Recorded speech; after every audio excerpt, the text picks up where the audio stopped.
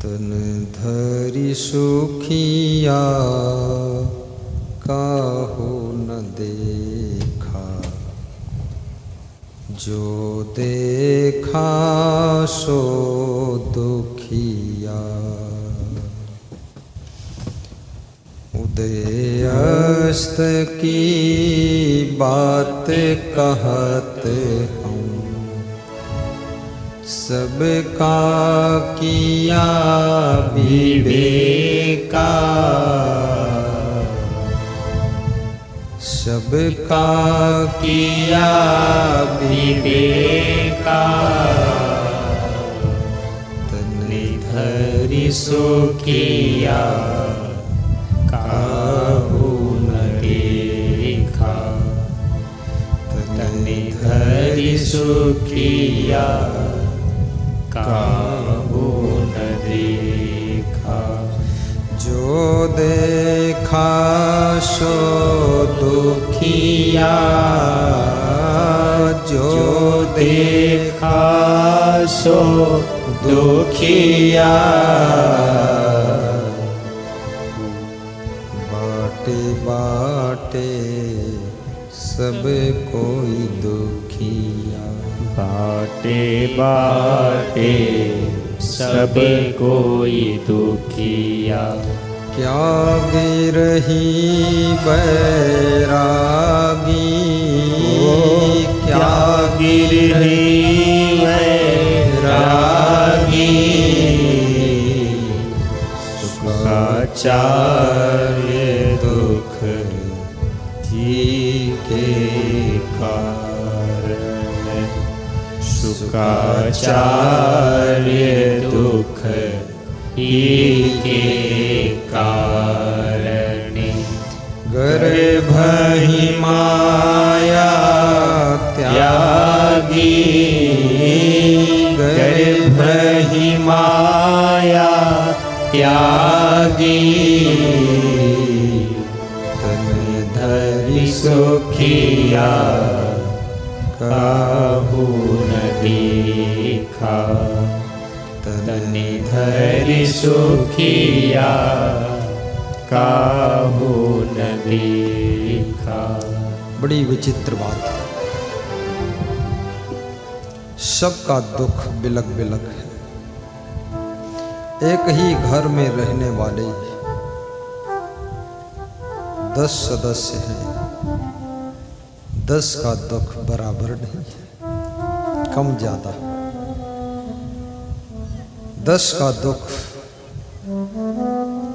अलग अलग प्रकार का है, एक जैसा दुख नहीं।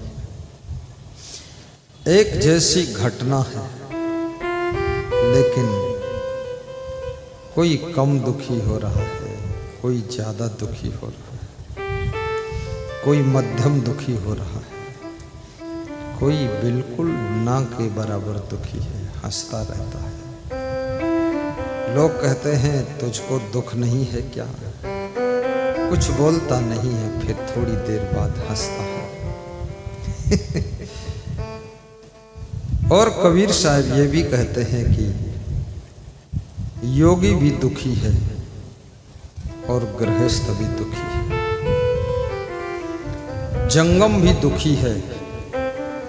जंगम माने जो चलने फिरने वाला, घूमने वाला साधु संत है, वो भी दुखी है। बचपन में जिस समय मेरे मन में संत होने के विचार चल रहे थे,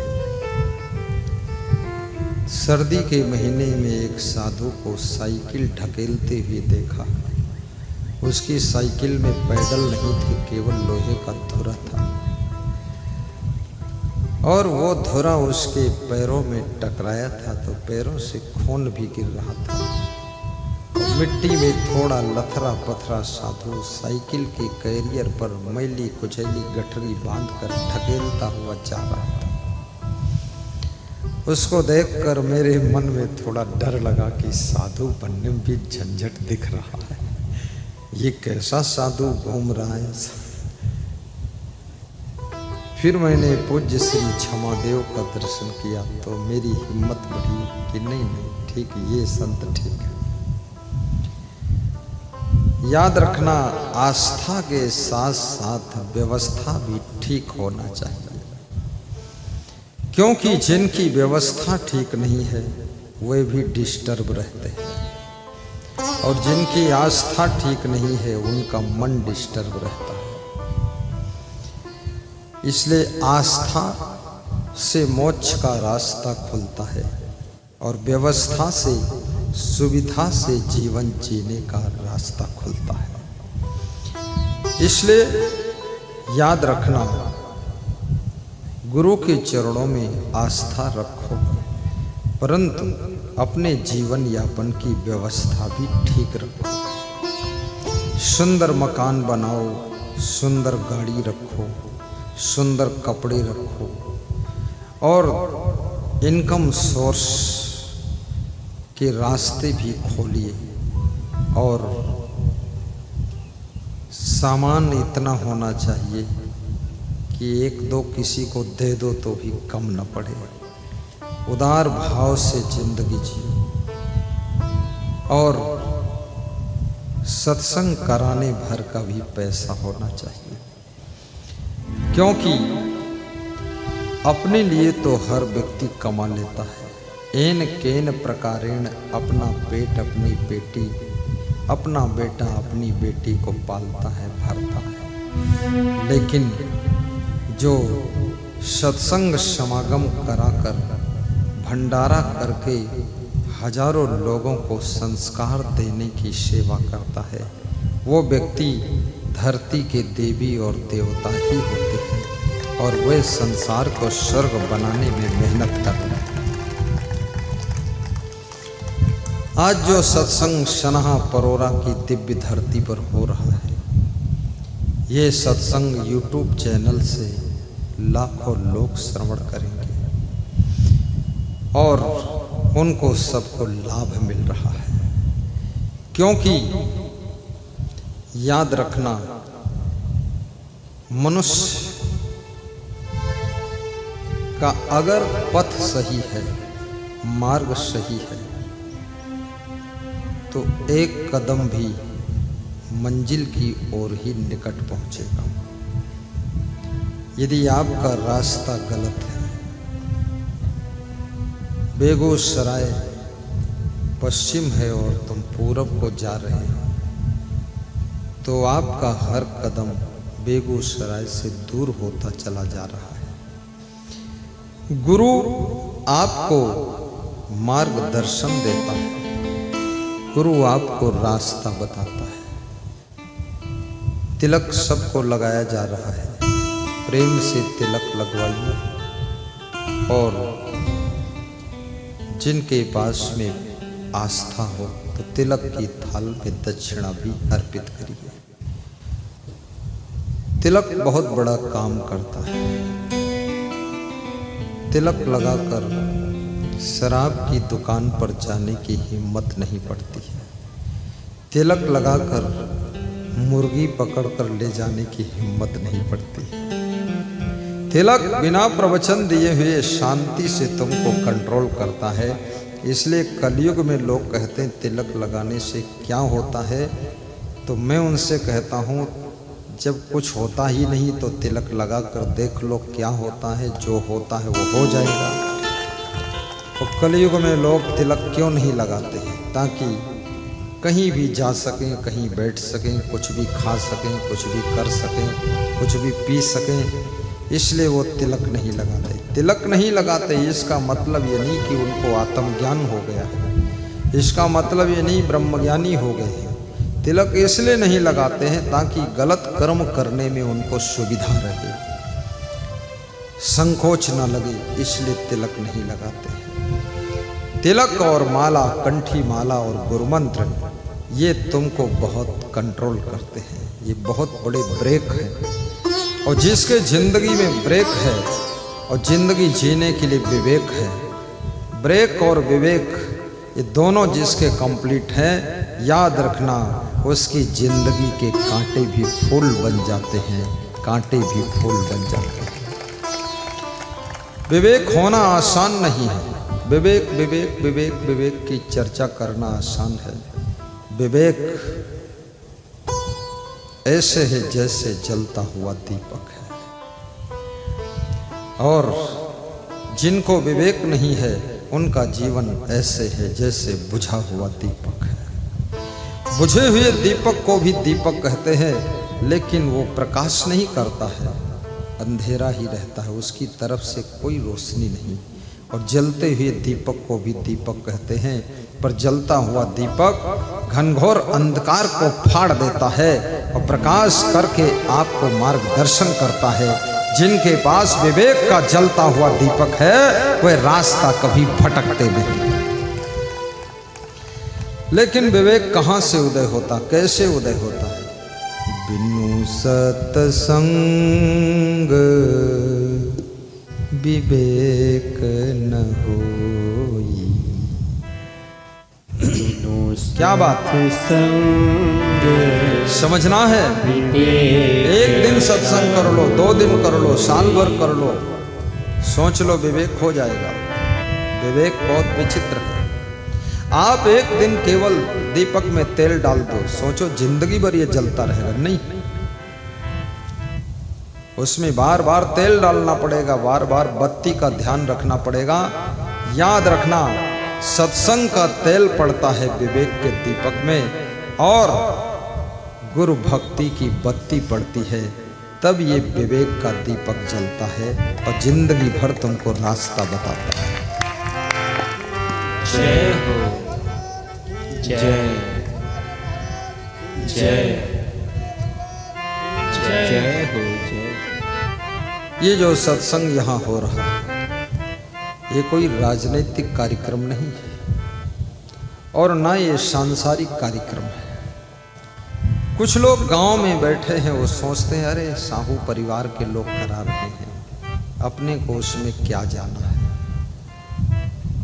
ये कार्यक्रम परोपकार का कार्यक्रम है, परमार्थ का कार्यक्रम है, धर्मार्थ का कार्यक्रम है, सेवार्थ का कार्यक्रम है। ये कार्यक्रम जिंदगी जीने की कला सिखाने के लिए रखा गया है। कितने लोग ऊंचे पद पर पहुंचने के कारण सत्संग में आने में संकोच करते हैं कि मैं इतने बड़े पद पर आसीन हूँ, कैसे जाऊँ सत्संग में। कितने लोग अधिक धनवान होने के कारण सत्संग से दूर रहते हैं। वे समझते हैं अब सब कुछ मिल ही गया है, अब सत्संग की क्या जरूरत है।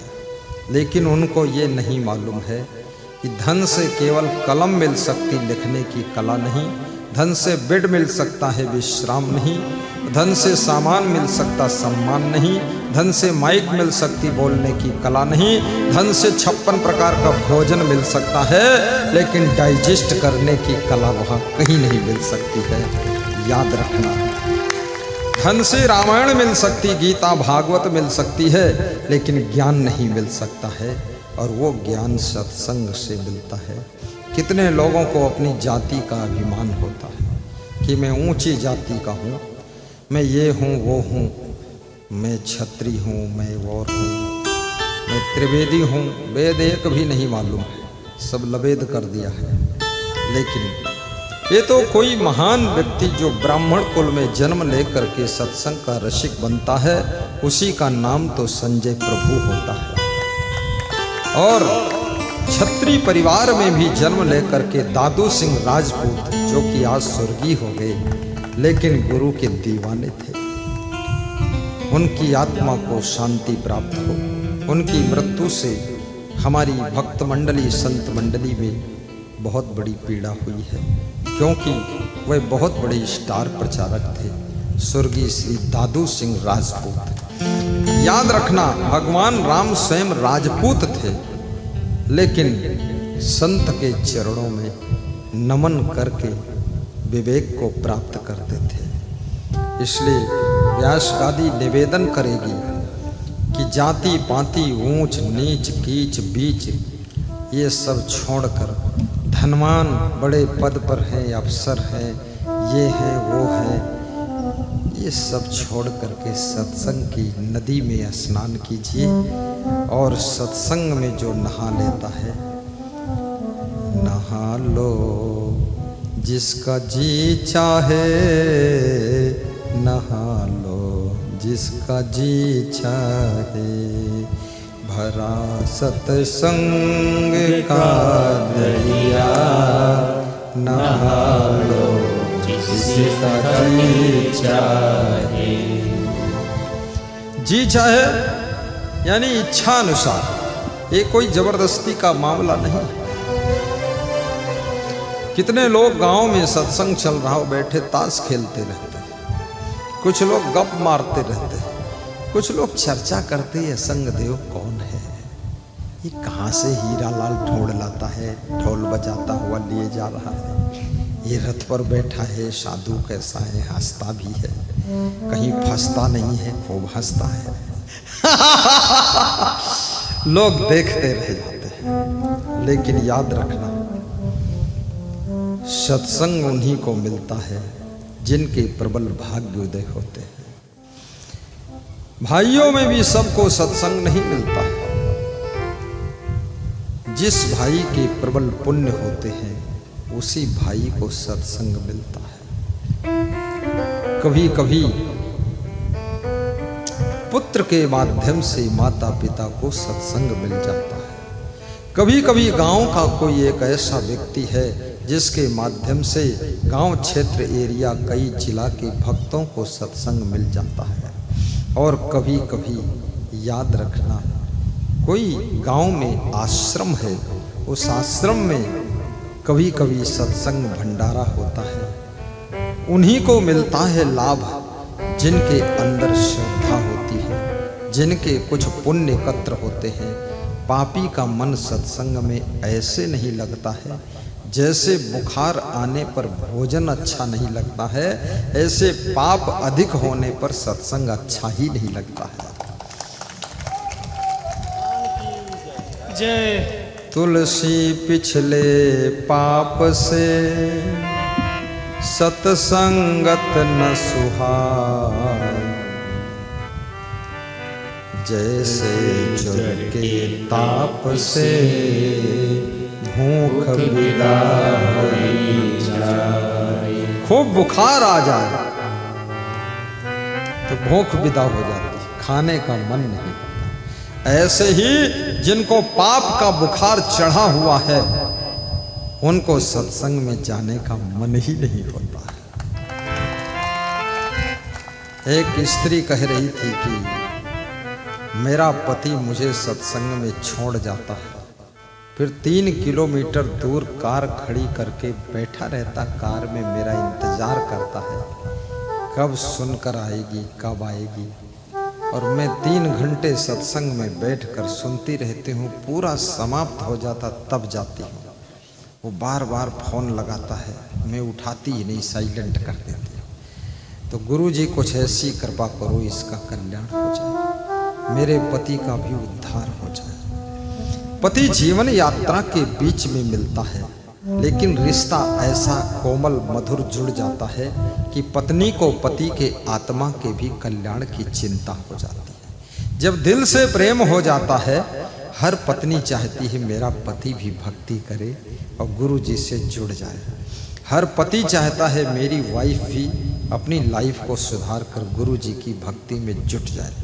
कितने पति लोग गुरुदेव को अपने घर ले जाते हैं कि घर चले तो शायद पत्नी का भाव बदल जाए। अब पत्नी जब देखती है किस गुरु को लेकर आया है ये पति, तो मजबूरी में पांव पखारती है, चरण धोती है, फिर आरती भी करती है, फिर टुकुर टुकुर देखती है ये कौन भूत प्रेत बैठा है। फिर प्रवचन सुनती है, उसको अच्छा लगता है तो सोचती ठीक तो है गुरुजी। तो धीरे धीरे उसको प्रेम हो जाता है और पत्नी का भी मन भक्ति से भर जाता है, उसका भी कल्याण हो जाता है। याद रखना, ये संसार में एक दूसरे का कल्याण करने का जिम्मा सभी का है, ऐसा नहीं है, सबका जिम्मा है। और ये भी कहा जाता है किसी परिवार में, कुल में, कुटुंब में अगर एक भी भक्त हो जाए, गुरु मंत्र ले ले व्यक्ति, एक आत्मा, तो 21 पीढ़ियां तर जाती है, 21 पीढ़ियां तर जाती है।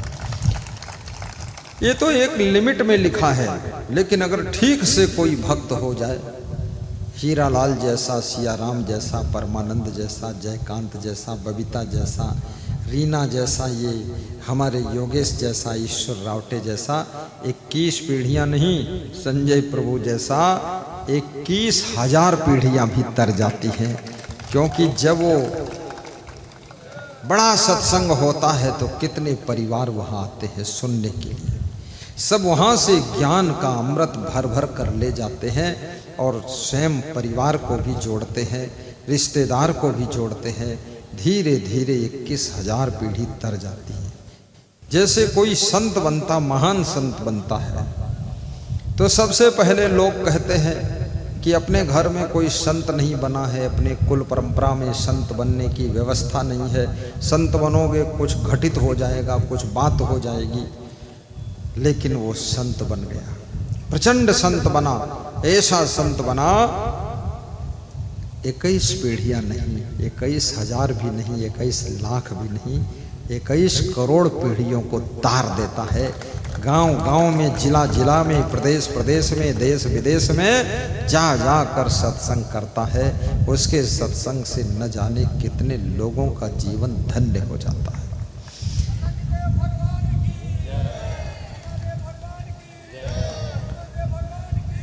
जय जय हो। ये संत महात्मा जो हमारे साथ में, इनसे भी बहुत प्रेरणा लोगों को मिलती है।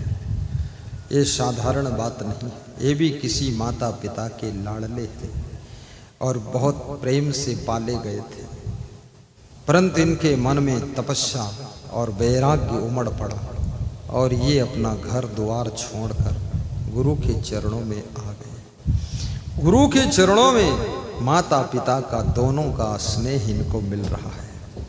इनको कोई परेशानी नहीं है। मुझ जैसे गुरु के पास में कोई दिक्कत नहीं है। अब दूसरे गुरु का हाल मुझको पता नहीं है, लेकिन मैं अपना जानता हूँ।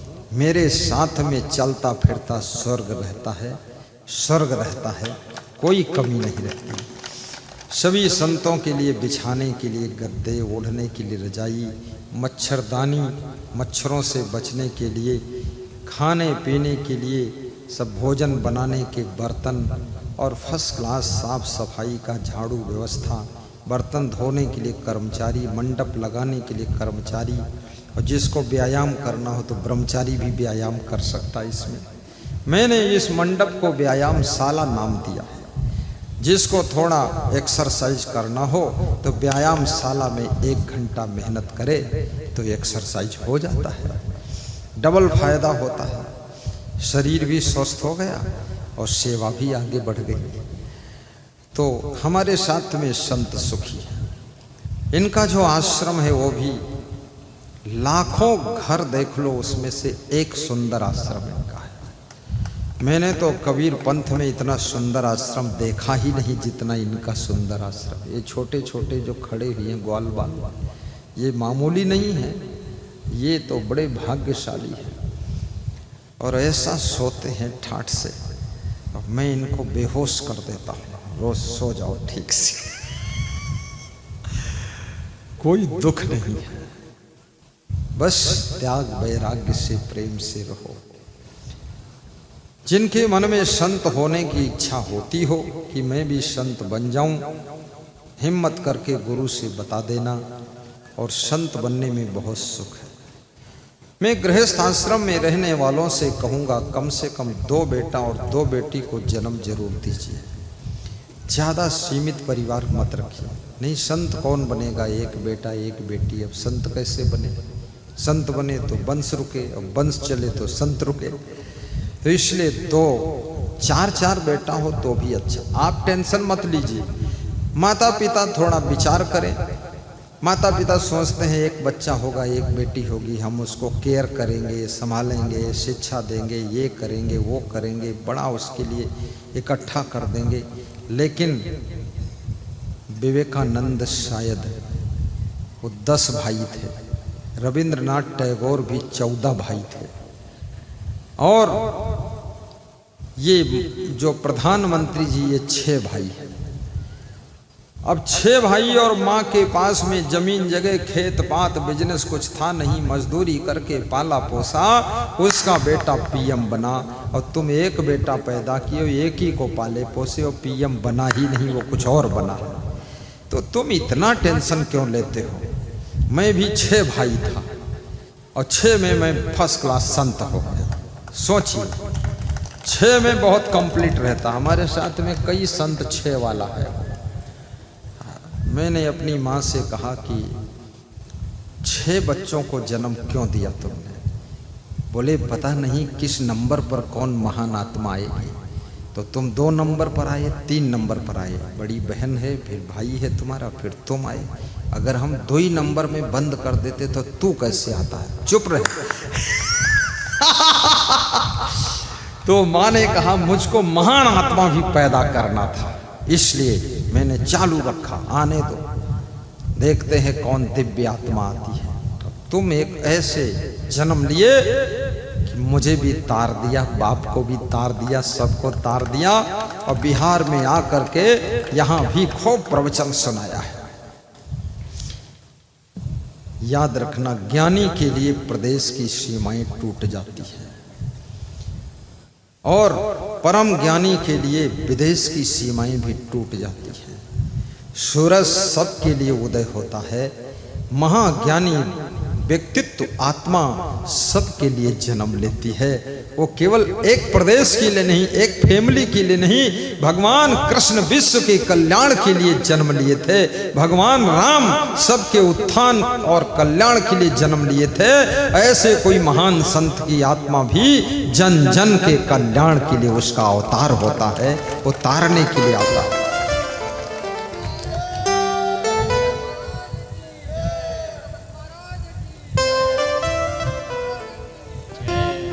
आंध्र प्रदेश से पधारी हुई भक्त ईश्वरलाल रावटे जी हैं जो जय बोल रहे थे। चमर डुलाने की सेवा इस समय हीरालाल साहू कर रहे हैं।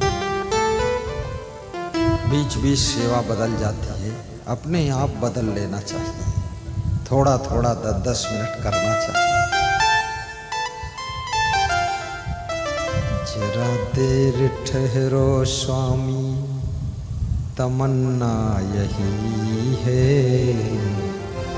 अभी हमने जी की सेवा की है।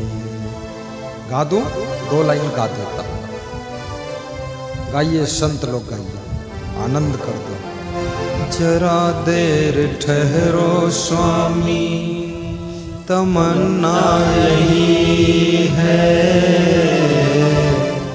अभी हमने जी भर के सेवा न की है, अभी हमने जी भर के देखा नहीं है, दर्शन से आंखें तृप्त नहीं, देखा नहीं, सत्संग सुनते सुनते कान तृप्त नहीं होते हैं, सेवा करते करते हाथ छकते नहीं है, और ध्यान करते करते मन भरता नहीं है। और हे गुरुदेव, आपके बारे में चिंतन करते करते संसार की चिंता कोई रहती नहीं है, आपका चिंतन करता हुआ। अभी हमने जी भर के, गाइए सब लोग गाइए, अभी हमने जी भर के सेवा न की है, सेवा न की है। सत्संग में बहुत बड़ी बाधा है। आपका जन्म अगर मुस्लिम परिवार में हो गया तो सत्संग सुनने आप नहीं आ पाओगे। अगर आप आओगे तो मौलवी मुल्ला ये सब तुमको सुधार देंगे। फिर तू गया क्यों वहाँ?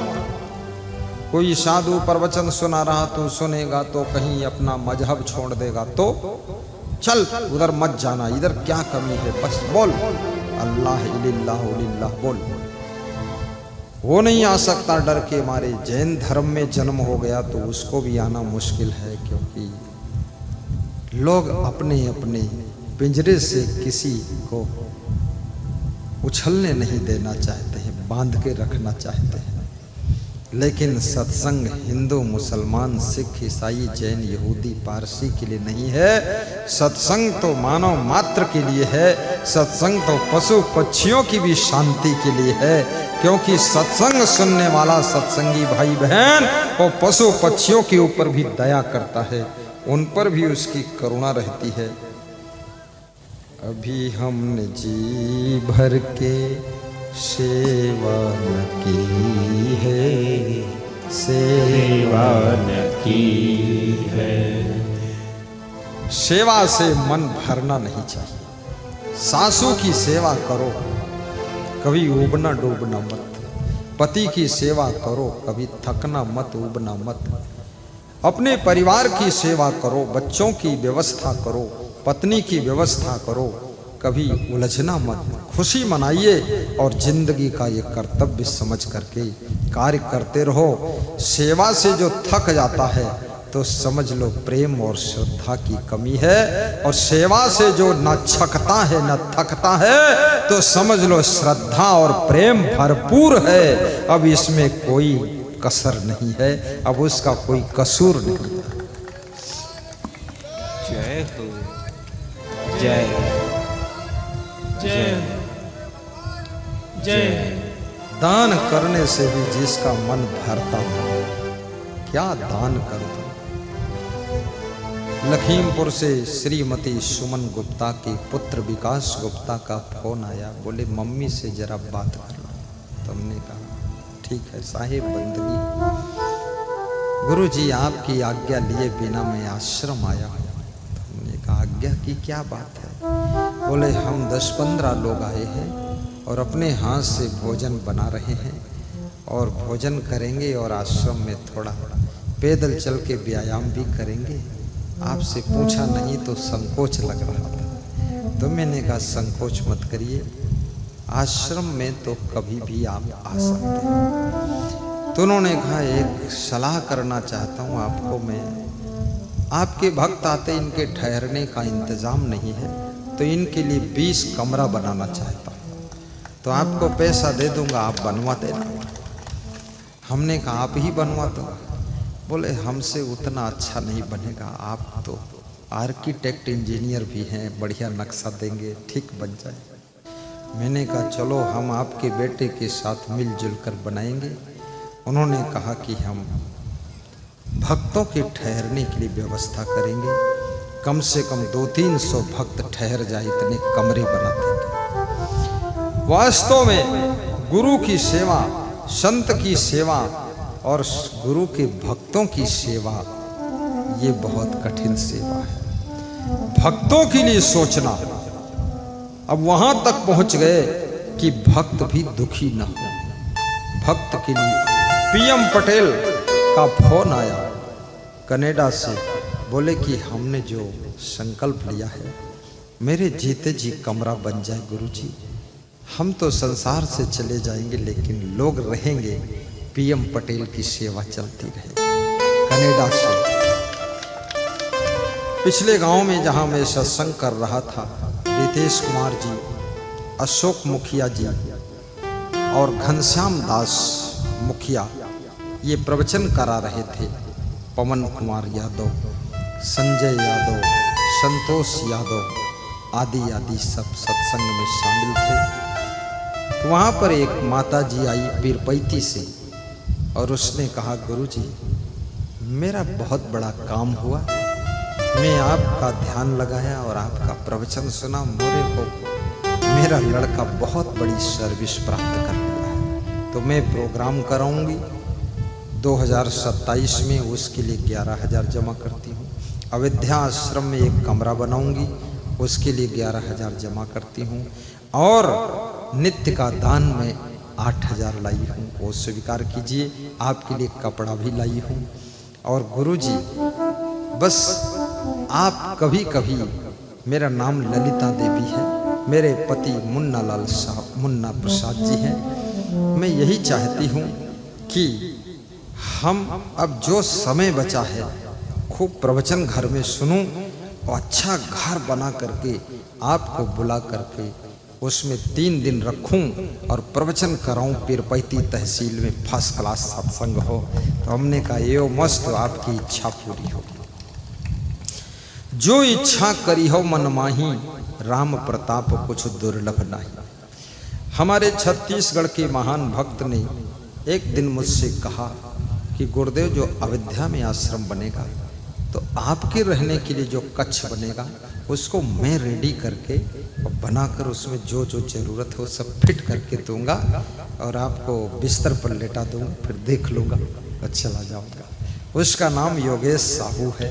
वही भिलाई दुर्ग राजनांदगांव जिले के रहने वाले हैं। ऐसी भावना है। मेरे से बहुत वर्ष पहले जब पहली बार यहाँ आया था, ये सनहा परोरा का जन्मा हुआ एक व्यक्ति, उसने मुझसे कहा मेरी ऐसी कल्पना है कि एक भजन गाते हैं सब लोग कि जब खिड़की खोलूं तो तेरा दर्शन हो जाए। तो मैं ऐसा सोचता हूँ मेरा मकान बने और आपका आश्रम बने और बीच में लान पार्क हो, फूल पौधे हों और एक फॉर्च्यूनर आपको दूं, एक फॉर्च्यूनर मैं रखूं और जब मैं खिड़की खोलूं तुम्हारा दर्शन हो जाए गुरुजी, और एक ही पार्क में हम तुम दोनों टहले और साथ में आपकी फॉर्च्यूनर आगे चले तो चेला के पीछे चले। ऐसा आशीर्वाद दीजिए। उस भक्त का नाम कोई और नहीं है, वो हीरा लाल साहू नाम का भक्त है। उनकी ऐसी श्रद्धा। देखिए, लोग ज़्यादातर सोचते हैं अपने घर के लिए, परिवार के लिए, अपने स्वार्थ के लिए, भोग विलास के लिए, लेकिन जो भक्त गुरु के लिए सोचे, गुरु के भक्तों के लिए सोचे, संतों के लिए सोचे, परमार्थ के लिए सोचे, धर्मार्थ के लिए सोचे, तो समझ लेना वो लाखों में कोई एक निराला आत्मा जन्म लिया है जो गुरु भगवान के लिए सोच रहा है। तो हमारी सोच, भगवान राम की रामायण में लिखा है, जाकी रही भावना जैसी, जिसकी भावना जैसी है, प्रभु मूरति देखिए तिन तैसी। भावना का भी फल मिलता है, भाव की भक्ति है। याद रखना, आज मेरे पास में एक बालक सुबह सुबह मिलने के लिए आया जहां मैं ठहरा हूं। बोला आपका भक्त है एक, उसका नाम शनि है। तो हमने कहा ठीक है। बोले वो उसके कमरे में आपका फोटो देखा, विद्यार्थी है वो। तो मैंने कहा इनका प्रवचन तो मैं भी सुनता हूँ, तो मेरा उसका मित्रता हो गया आपकी वजह से। और वो गुरुदेव आपका ही प्रवचन सुनता है और पढ़ता है, वो डीएसपी बन गया, डीएसपी, डिप्टी एसपी बन गया है और मेरा भी सिलेक्शन हो गया है। मैं वही आपको सुनाने आया था। सच्चे मन से गुरु की भक्ति करो, धनवान भी बनोगे, महान बनोगे, चरित्रवान बनोगे, गुणवान बनोगे, विवेकवान बनोगे, ज्ञानवान बनोगे। और याद रखना, जो तुम बनना चाहते हो गुरु कृपा से तुम बन ही जाओगे। इसलिए सच्चे मन से सत्संग सुनिए, सच्चे मन से भक्ति करिए, फिर आपकी मनोकामना भी पूर्ण होगी। पहले मन में भावना में भक्ति भरो, भावना होना चाहिए, फिर मनोकामना पूर्ण होती है। जाकी रही भावना जैसी, प्रभु मूरति देखी तिन तैसी। भाव की भक्ति है। भाव दो भक्ति दो, भक्ति की शक्ति दो, मुझको इसके सिवा कुछ नहीं चाहिए। बड़ी मार्मिक बात है। वास्तव में जो कबीर कह रहे हैं, तन धर सुखिया काहू न देखा, जो देखा सो दुखिया। सत्संग में वो शक्ति है कि दुख को सुख में बदलने की प्रक्रिया सत्संग कर देता है। मन में जो कष्ट है उसको दूर करने का काम सत्संग करता है। इसलिए याद रखना, सत्संग खूब सुनते रहो। पहला काम नित्य सत्संग सुनना चाहिए। दूसरा काम नित्य सुबह शाम गुरु का ध्यान भी करना चाहिए। तीसरा काम नित्य दान भी करना चाहिए। नित्य दानी भी बनो, नित्य ज्ञान सुनो, नित्य ध्यान करो और नित्य कुछ परोपकार करो। यदि गरीबी को जल्दी हटाना चाहते हो तो चुटकी भर शक्कर चींटियों के पास में बिखरा दीजिए, आपकी गरीबी भागना शुरू हो जाएगी। थोड़े दाने अपने छत के ऊपर डाल दीजिए ताकि पंछी खा सके, और थोड़ा जल रख दीजिए ताकि वो पी सके। यानी आपका दिल करुणा, दया, प्रेम से भर जाना चाहिए। जिस दिल में करुणा है, दया है, प्रेम है, कोमलता है, सेवा का भाव है, याद रखना उसके पास में प्रकृति भी आकर के धन बरसा देती है और उसकी मनोकामना पूर्ण कर देती है। कुदरत उसके लिए बहुत कुछ करती है। ऐसा करो। महान भक्त, एक मुझे कहानी गुरुजी ने सुनाया था, बहुत अच्छी कहानी है गुरुजी की। उस कहानी को सुनोगे तुम्हारा मन खुश हो जाएगा। कि एक राजा था, उस राजा के कोई पुत्र नहीं था। राजा कभी कभी चिंतित होता था कि मेरा राजपाट कौन लेगा। तो मंत्री ने कहा कि राजा साहब उम्र भी बहुत हो गई है, एक राजकुमारों का सम्मेलन कर लो और जो लोग आएंगे उसमें से चुनाव कर लो और किसी एक को राजपद पर बिठा दो, आप भी फ्री हो जाओ, चिंता खत्म हो जाए। राजा ने कहा ठीक है। तो राजा ने राजकुमारों के चुनाव का सम्मेलन रखा कि मैं एक सम्मेलन कर देता हूँ जिसमें सब आएंगे, उसमें से चुन लूँगा। सारा संसार चुनाव से भरा है।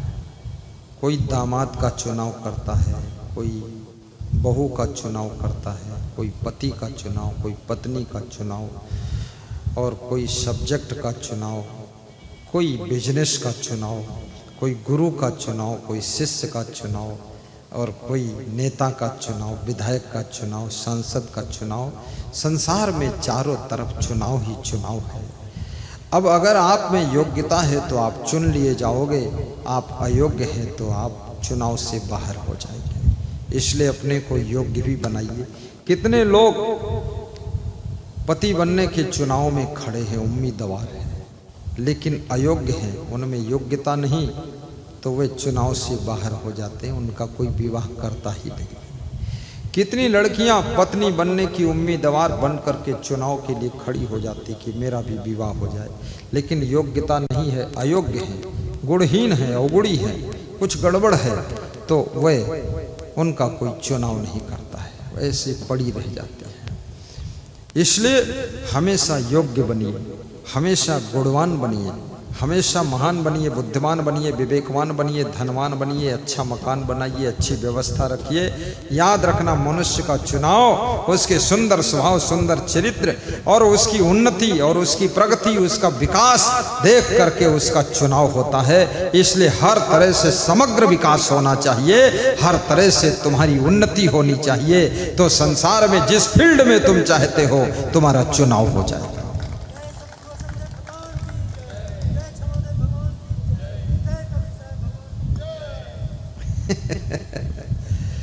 महंत का चुनाव होता है, गुरु भी चुनाव करता है कि मेरे बाद महंत कौन बनेगा। अब गुरु देखता है जिसमें वैराग्य ठीक हो, स्वभाव ठीक हो, विचार ठीक हो, त्याग ठीक हो, ब्रह्मचर्य ठीक हो, तप ठीक हो, नेचर, लेक्चर, पिक्चर, स्ट्रक्चर सब ठीक ठाक हो, करेक्टर, तो गुरु सोचता जिसके कर्म ठीक हो, पुरुषार्थ ठीक हो, गुण लक्षण सब ठीक हो, तो गुरु सोचता इसको मैं चुन दूं।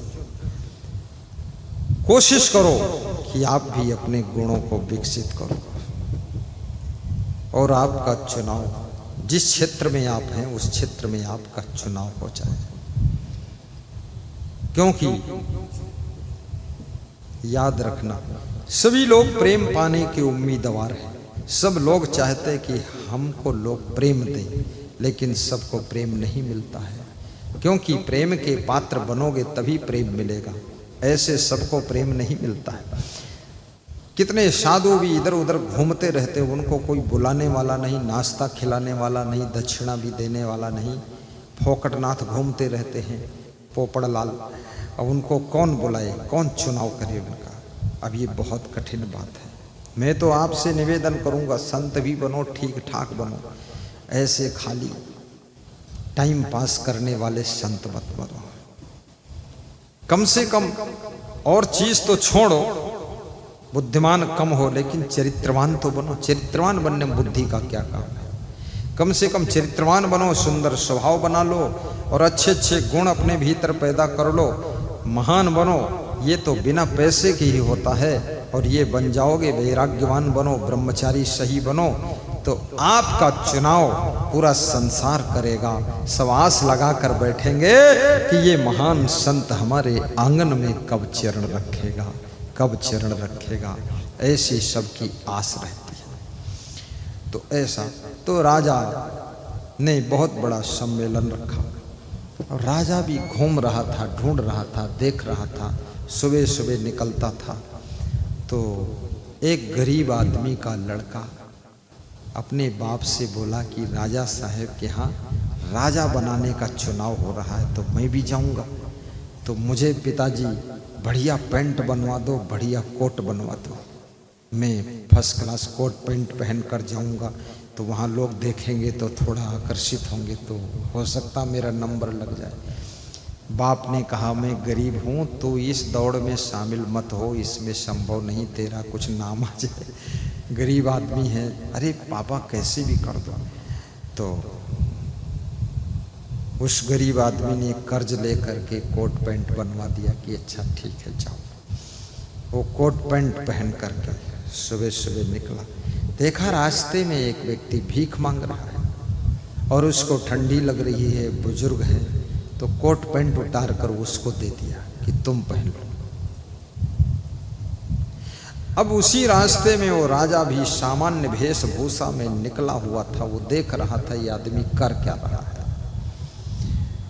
तो जो गरीब आदमी भीख मांग रहा था, बहुत ठंडी लग रही थी जिसको, उसने कहा भाई साहब आप कहाँ जा रहे थे?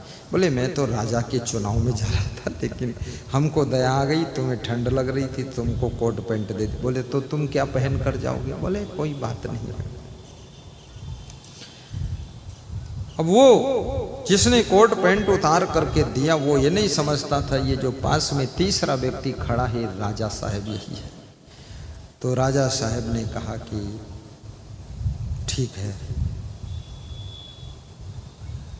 मंत्री को आदेश दिया कि इसको पैसे दे दो और दूसरा कोट पैंट बनवा दो। दूसरा कोट पैंट उसका बन गया। राजा दूसरे दिन आया, घूमते घूमते देखा वो लड़का फिर वहीं निकला और देखा उसने एक तीसरा व्यक्ति बैठा, उसको ठंडी लग रही है, तो अपना कोट पैंट फिर उसको दे दिया। अब वो लास्ट डेट थी, उसी दिन फाइनल होना था। तो फटियल कपड़े पहन करके, हाफ पैंट पहन करके वहाँ पहुँच गया वो चुनाव में, और सब इकट्ठे हो गए कि हमारा चुनाव हो जाए, हमको राजा बना दिया जाए। राजा देख रहा था कि वो लड़का कहाँ गया जिसने गरीब को कोट पैंट पहनाया था। वो पीछे से देर में पहुंचा, राजा की नज़र पड़ी, उसको बुलवाया कि इसको बुला के लाओ। आया और राजा ने अपनी माला गले से उतार कर उसके गले में पहना दिया कि आज से तू ही राजा बनेगा। सब चौकन्ने हो गए, सब दंग रह गए, ये हुआ क्या? इतना फटीचर आदमी राजा बन गया और हम लोग इतने अच्छे अच्छे सूट बूट पहन कर आए, राजा साहब ने हमारा चुनाव नहीं किया। राजा साहब ने कहा कि यहाँ कपड़ों का चुनाव नहीं हो रहा है, यहाँ तो गुणों का चुनाव हो रहा है। इस व्यक्ति में दया का गुण है, प्रेम का गुण है, करुणा का गुण है, जो कि इसने गरीब आदमी को बहुत सुंदर कोट पैंट उतार कर 2 बार दे दिया 2 गरीबों को। ये आदमी अपनी जनता को पाल सकता है, और उसको राजा घोषित कर दिया गया। तालियां बज गईं, ढोल बज गए और वो राजकुमार बन गया और राजपाट चलाने लगा। याद रखना, अगर आपके अंदर योग्यता है, आप किसी के घर में बहू बनकर जाती हैं, वहाँ आप रानी भी बन सकती, महारानी बन सकती हैं, पटरानी बन सकती हैं, और अगर आपको अकल धकल नहीं तो हैरानी भी बन सकती है। तो आप जिस घर में गई हैं पूरा मन लगा करके वहाँ रहिए, उस घर की फिक्र करिए। और ये भी याद रखना, बेटी के जो माँ बाप हैं, बेटी को थोड़ा अपनी बुद्धि से एडजस्ट होने दीजिए, बुद्धि से काम करने दीजिए, ज़्यादा उसके लाइफ में इंटरफेयर मत कीजिए। किसी को ज़्यादा समझाने से भी उसकी बुद्धि जो है भ्रमित हो जाती है, कन्फ्यूज़न में चली जाती है। थोड़ा स्वयं करने दो, और स्वयं जब करता है व्यक्ति तो उसके अंदर बहुत बड़ा विवेक पैदा हो जाता है। और ससुराल जाइए तो वहाँ ससुराल की जिम्मेदारी भी लीजिए, ससुराल के उत्थान के बारे में सोचिए। तुम्हारे जाने से भी ससुराल ज्यों की त्यों रही तो तुम्हारा जाना बेकार हो गया। तुम्हारे साधु बनने से आश्रम भी ज्यों का त्यों लदड़ पदड़ रहा तो तुम्हारा साधु बनना बेकार हो गया। अरे जिस आश्रम में साधु बनो उस आश्रम को धरती का स्वर्ग बना दो, इतनी मेहनत करना चाहिए। जय जय जय। हमारे श्री सियाराम साहू भी उठकर खड़े हो गए, खुशी हो गई। नर हो न निराश करो मन को, गाइए हो न निराश करो मन को, कुछ काम करो, कुछ काम करो, कुछ काम करो, कुछ काम करो, जग में रह कर कुछ नाम करो, जग में रह कर कुछ नाम करो। नर हो न निराश करो मन को, नर हो न निराश करो मन को, कुछ काम करो, कुछ काम करो, जग में रह कर कुछ नाम करो, जग में रह कर कुछ नाम करो। यह जन्म मिला किस अर्थ हो, समझो जिससे कि व्यर्थ न हो, समझो जिससे कि ये व्यर्थ न हो।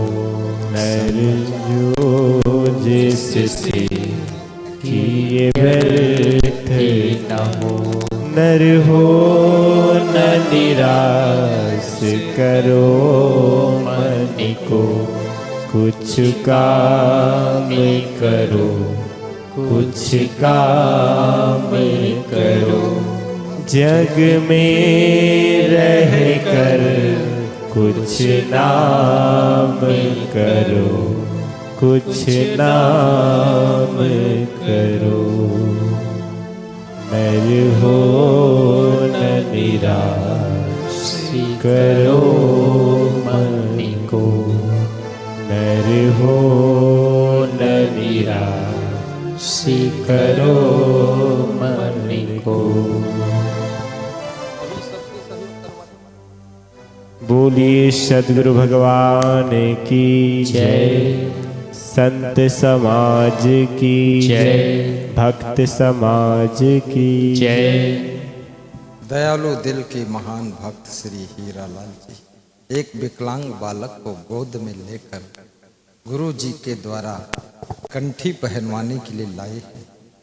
और ये बालक पढ़ रहा है 5वीं क्लास में, विकलांग है। इसके पिताजी इधर उधर पैसा नहीं देते पढ़ने के लिए, कुछ राशि हीरालाल साहू ने दिया है। जिनके मन में करुणा आ जाए, ये बच्चा उधर ही आएगा, इसको आप श्रद्धा अनुसार सहयोग दे देना तो अपनी पढ़ाई करेगा।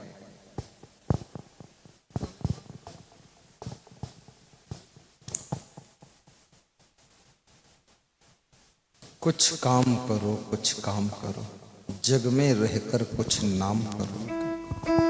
यह जन्म हुआ किस अर्थ हो, समझो जिससे कि व्यर्थ न हो। संभलो कि सुयोग न जाई चला, कब व्यर्थ हुआ सदुपाय भला। समझो जग को न निराश अपना, पथ आप प्रशस्त करो अपना। अखिलेश्वर अवलंबन को, नर हो न निराश करो मन को। कुछ दान करो, कुछ दान करो, कुछ दान करो, कुछ दान करो। जिसके दिल में दया का खजाना नहीं, जिसके दिल में दया का खजाना नहीं। राम का नाम लेने से क्या फायदा, दान का हाथ आगे बढ़ाया नहीं। सिर्फ खाली माला हिलाने से क्या फायदा। बहुत भक्त खाली थोड़ा थोड़ा योगदान कर रहे हैं, उस बालक का 2-3 महीने का फीस आदि हो जाए। आगे बढ़ाते रहो बालक को, आगे मिलेंगे लोग वहीं दे देंगे लोग। जिसने माता पिता की न सेवा किया, उसको गंगा नहाने से क्या फायदा। उसको गंगा नहाने से क्या फायदा। उसको गंगा नहाने से क्या फायदा।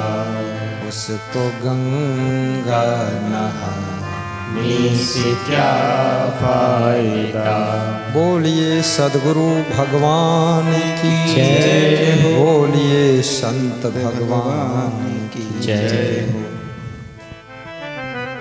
तन धरि सुखिया काहू न देखा, जो देखा सो दुखिया।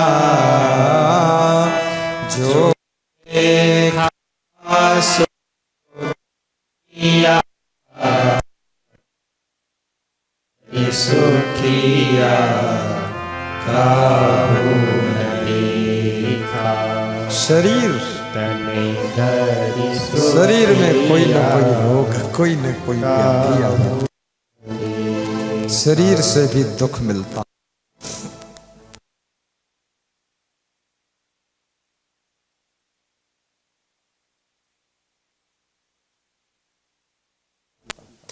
अज्ञान के कारण मन से दुख मिलता है, मन दुखी होता है। जब ज्ञान हो जाता है तो मन दुख से पार हो जाता है। शांतुल्यम तपो नास्ति न संतोषात् परम सुखम, न तृष्णाया परो व्याधि न च धर्मो दया समा।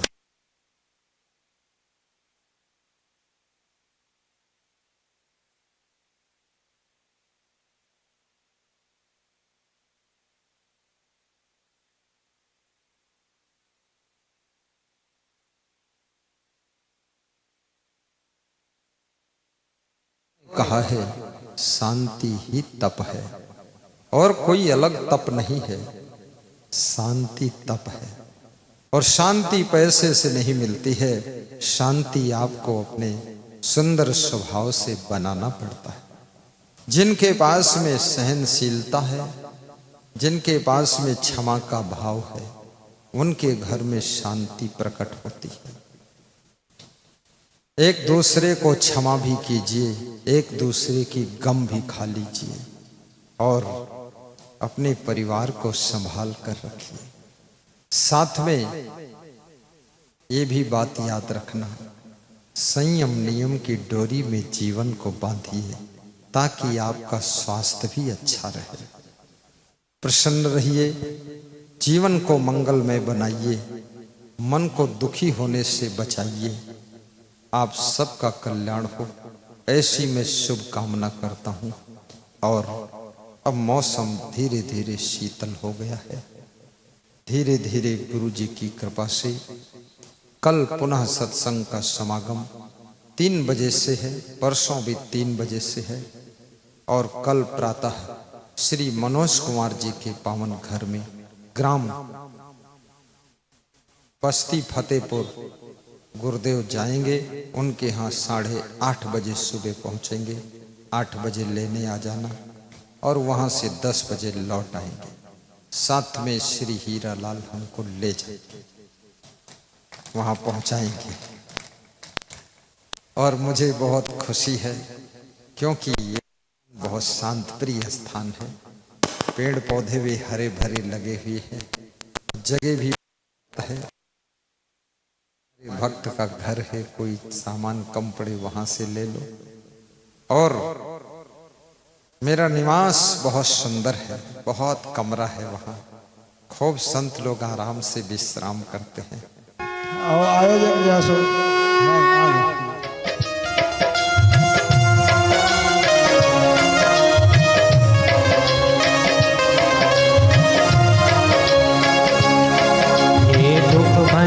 गुरुदेव की है आरती, दुखियों का दुख है निवारती। ये दुख भंजन गुरुदेव की है आरती, दुखियों का दुख है निवारती।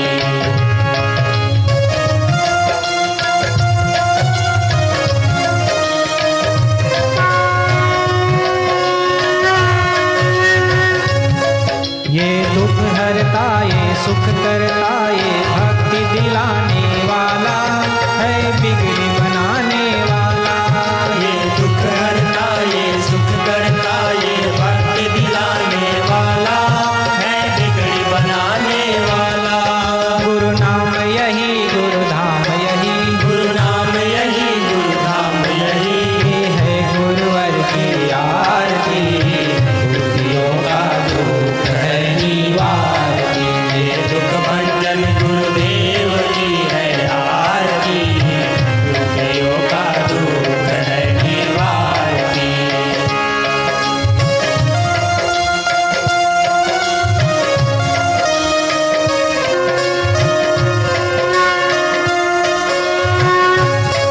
गुरु ब्रह्मा मेरे, गुरु विष्णु मेरे, गुरुदेव है दीन दयाला, है सबका ये रखवाला। गुरु ब्रह्मा मेरे, गुरु विष्णु मेरे, गुरुदेव है दीन दयाला, है सबका ये रखवाला। ये कृपा करे सब कष्ट हरे, ये कृपा करे सब कष्ट हरे। ये सुखदाता की आरती, दुखियों का दुख है निवारती। ये दुख भंजन गुरुदेव की है आरती, दुखियों का दुख है निवारती।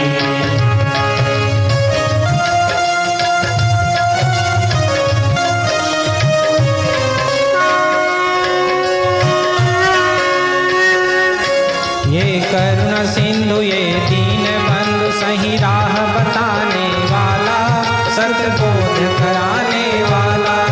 ये करुणा सिंधु, ये दीन बंधु, सही राह बताने वाला, सतबोध कराने वाला। भव पार करे तय ताप हरे, भव पार करे तय ताप हरे। ये गुरु महिमा की आरती, दुखियों